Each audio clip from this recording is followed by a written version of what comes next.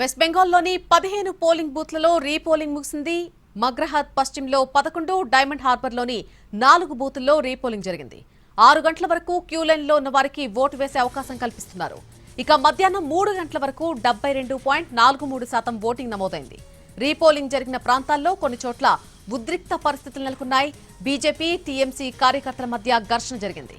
Bengal south 24 పరగణ repolling లో high tension కొనసాగింది.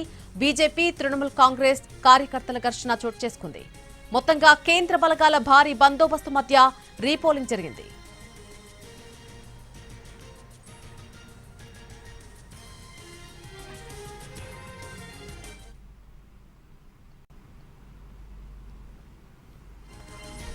West బెంగాల్లోని 15 పోలింగ్ బూత్లలో రీపోలింగ్ ముగిసింది. మగ్రహాత్ పశ్చిమలో 11, డైమండ్ హార్బర్లోని 4 బూతుల్లో రీపోలింగ్ జరిగింది. ఈ రీపోలింగ్ కి సంబంధించి పూర్తి అప్డేట్స్ మా ప్రతినిధి రాజు అందిస్తారు. రాజు,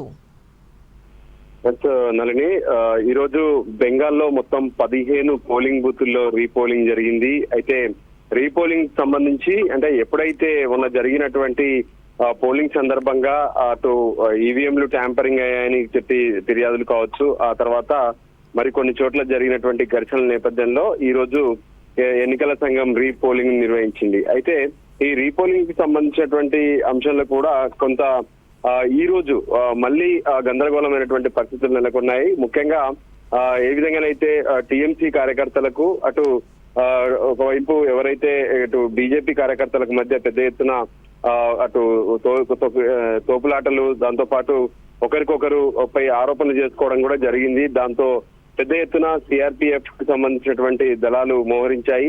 నిజం చెప్పాలంటే ఈ రోజు ఓటర్ల కంటే ఎక్కువగా కేంద్ర బలగాలే పోలింగ్ బూత్ల వద్ద కనిపించాయి. అటు 24 పరిగణాస్ కావచ్చు, మరోవైపు మరో నియోజకవర్గంలో కూడా ఇదే పరిస్థితి నెలకొంది. మొత్తానికి 15 పోలింగ్ బూత్లలో కూడా పోలింగ్ ముగిసిందని చెప్పారు. మరికొద్ది సేపట్లో వాటికి సంబంధించినటువంటి పోలింగ్ శాతం పైన కూడా కేంద్ర ఎన్నికల సంఘం, రాష్ట్ర ఎన్నికల సంఘం స్పష్టతనిచ్చే అవకాశం ఉంది. ఇక మొత్తానికి బెంగాల్ సంబంధించినటువంటి ఎన్నికల పోలింగ్ ప్రక్రియ ముగిసిందనుకోవచ్చు. మరోవైపు తమిళనాడు, అటు పుదుచ్చేరి, కేరళ, అస్సాం వీటన్నిటికి సంబంధించినటువంటి 5 రాష్ట్రాల ఎన్నికల ఫలితాలు మే 5న 4న లెక్కించబడతాయి. దానికి సంబంధించినటువంటి ప్రక్రియను కూడా ఇప్పటికే ప్రారంభించారు. దానికి అనుగుణంగానే ఇప్పటికే పూర్తి స్థాయి కసరత్తు కూడా కొనసాగుతుంది. అయితే రాజు, రీపోలింగ్ జరిగినటువంటి 15 బూత్లకు సంబంధించి ఓటింగ్ శాతం ఎంత నమోదైంది?